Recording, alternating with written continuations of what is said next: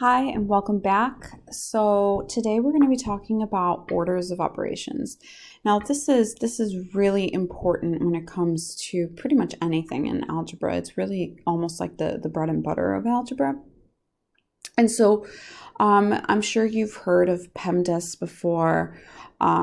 Please excuse my dear Aunt Sally. All of those kind of acronyms and ways of remembering how to do it. Now I like to remember orders of operations kind of in the graphic that is shown there for you. It's still PEMDAS, but I really like the way that this is set up, where you have P for parentheses first. And what I mean by parentheses, we mean all grouping symbols. And some of those grouping symbols are not just parentheses, okay, but brackets, anything underneath a square root, anything either in the numerator or the denominator of a fraction bar, and even the absolute value, anything in between the absolute value. So really, those are all the potential grouping symbols, not just parentheses. Then exponents, okay? So we're talking about powers, square roots, all of those can be written as exponents. So exponents would come next, then multiplication / division. And when we're talking about multiplication division, it's not always multiplication first and then division, but it is multiplication and division at the same time. And the way you would go would be from left to right, just like reading a book. The same goes for addition and subtraction. It is whatever comes first from left to right, but that is the last thing that comes in order of operations. So I'm not going to do all of these problems, but I do want to do a fair amount. So the first one is we do have a grouping symbol. We do have a quote unquote parentheses. We have the fraction bar, which means to say we want to do everything in the numerator. So it's like pretending we have parentheses in the numerator and then everything in the denominator as well. Parentheses in the denominator. So I'm going to go ahead and set up my equal signs. Now, you're going to simplify everything in the numerator first, everything in the denominator second. Doesn't matter which is which. I take a look and say, okay, well, exponents comes next. So 3 squared is 9. So my denominator is now simplified. And then in the numerator, what would come first would be multiplication division. So we do 9 divided by 3 first, which is 3. So I have 6 plus 3. And then we would go ahead and add the 6 plus 3, which is 9 over 9. And then we'd go ahead and complete the division, which is 1. So that's going to be our final answer there. Okay. Number 2 is actually a little bit even simpler. We would first do the exponent. So we do 6 divided by 3 plus 25. Then we do the division. So that would be 2 plus 25, and we'd end up with 27. Okay. Now, the other one that I do want to do is the third example. We won't do the fourth one today, just because it's extremely similar to example 1. But here we have a set of parentheses inside a set of brackets. So essentially, we would first do what's inside the brackets, and then we would follow the order of operations again. So we would actually do what's inside the parentheses first. And then we'd take a look and say, okay, well, what comes first, multiplication or addition? And what would come first would be the multiplication. So we do 2 times 3, which is 6. Then we would add the 1, then multiply by 5, subtract 10, and then we have our brackets, then multiply by 2, and then add 1.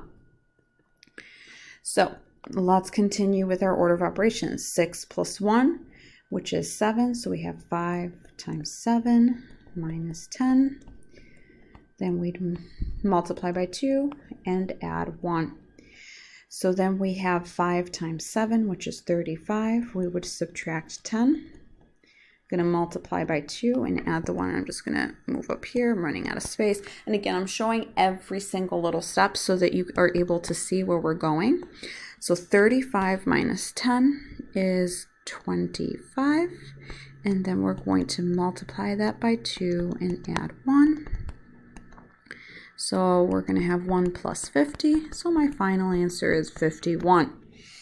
Okay, so again, I'm just following the orders of operations, essentially grouping some parentheses, grouping symbols first, exponents, multiplication, division third, and fourth, addition, subtraction. Okay. Now we have talked about exponential notation. So we've talked about how the number in the bottom, the 2, is the base, which represents the repeated factor, so which number we're going to be continuously repeating. And the 4 is the exponent, which is the number of times the base is used as a factor. So again, I'm not going to go too in depth here because we have talked about it before. So when we're saying evaluate, we're talking about calculating 3 to the 4th. So we're doing 3 to the 4th, which is the same as me saying 3 multiplied 4 times. And I'm going to essentially group my two symbols, or my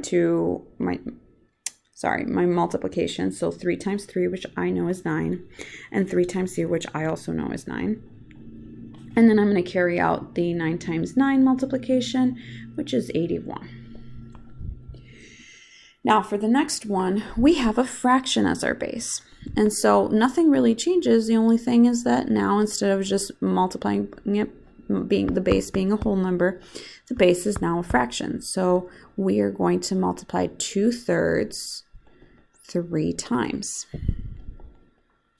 And again, we're multiplying fractions, so we do top with top, bottom with bottom. So 2 times 2, 4 over 9, because 3 times 3 is 9, and then we multiply by 2/3. So 4 times 2, 8, and 9 times 3, 27. And that's our final answer there. So again, just a little bit of review there on that. Last but not least, we're going to be talking about what evaluating an algebraic expression means. So I want to talk about the word evaluate, which really means to find the value of. And we do this by replacing the variable by whatever number we are we're given the value of. So for example, we say evaluate 7 plus 3z when z is equal to 3 and y is equal to 4. Well, we don't have a y in our algebraic expression, which is that right there. But we do have a z. So essentially what I'm going to do is I am going to replace the z with the 3 because we're told that z is equal to 3. So that's what I'm going to do right now. I'm going to have 7 plus 3, and instead of having z, I am going to have 3. So now we would do our order of operations. So multiplication comes first.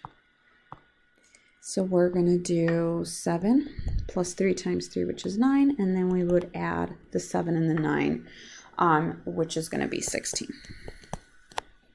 Okay. Oh, I'm sorry, and I see that the y here actually is also meant for number 2 as well. So for number 2, we have a couple of different variables. We have x, which we are told is 2, and we have y, which we are told is 4. I'm sorry, I think that must have been a formatting issue. But no matter, we are going to go ahead, and I'm just going to color coordinate. So I have x is equal to 2, and I have, let's see, 1, 2 x's. And I have that y is equal to 4, and I have 1, 2 y's. So let's go ahead and get started here. We're going to do 2 divided by y, which is 4.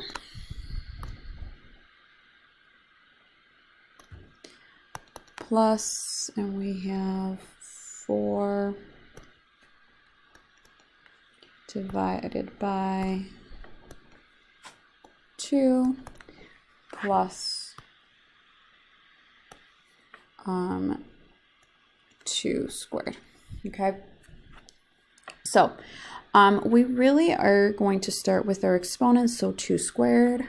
And if you notice that we have two grouping symbols within each term, and we'll talk about what a term means in the next video, but for our intensive purposes we have 3 terms because it's all broken up by addition. So I'm going to go ahead and each individual term is going to be simplified. So 2 divided by 4 is actually 1/2, or 0.5. 4 divided by 2 is 2, and 2 squared is 4, and then 2 plus 4 is 6, so I have 1/2 plus 6, and I can make the 6 into a fraction, and I need to make sure that I have common denominators in order for me to be able to add these fractions.